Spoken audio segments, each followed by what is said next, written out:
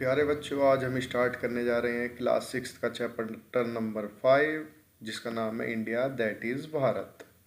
आइए इसके बारे में जानते हैं।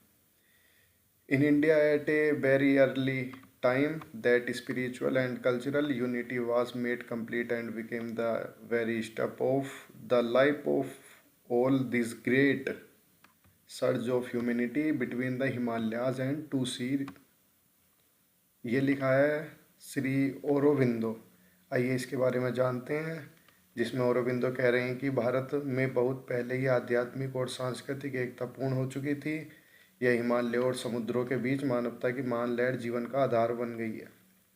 आइए, ये हिमालयास है और इधर हिंदू कुश है।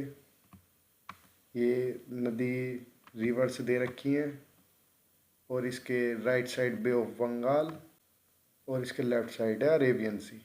आइए जानते हैं इसके बारे में और।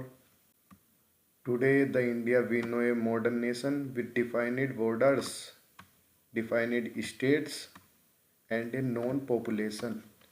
आज हम जिस भारत को जानते हैं वह एक आधुनिक राष्ट्र है, सीमाओं से और जिसकी जनसंख्या निर्धारित है। हाउएवर यानी हालांकि it was very different 500 years ago, 200 years ago और इवन 5000 years ago। 500 साल पहले, 200 साल पहले, 5000 साल पहले यह बहुत अलग था।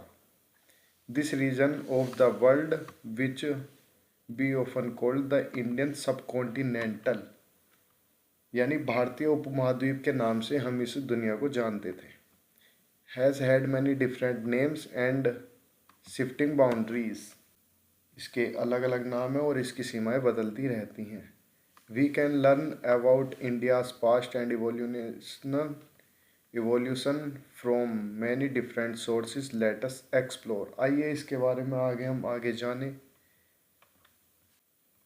Think about it. आइए इसके बारे में सोचा जाए। Consider the physical map of Indian subcontinent, यानी भारतीय उपमहाद्वीप का start of chapter. What are its natural, इसकी प्राकृतिक boundaries you can make out.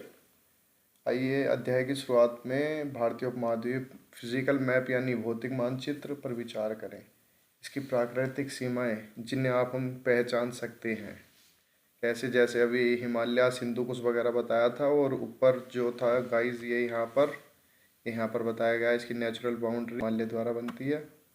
और इधर हिंदू कुश, ये नदी घाटी, ये जो इंडस रिवर है, ये पाकिस्तान से भारत को अलग करती है। इधर ब्रह्मपुत्र दिखाई गई है। ठीक है, तो फिर यहाँ ये बताया गया है, in the course of history India has been called by many names. India के क्या क्या नाम थे? इनहेबिटेंट्स, इतिहास के क्रम में भारत को अनेक नामों से पुकारा गया है। इसके निवासी द्वारा, बाहर से आने वाले, तुर्कों द्वारा भी, यानी इसे तुर्कों द्वारा भी अन्य नाम से पुकारा गया है।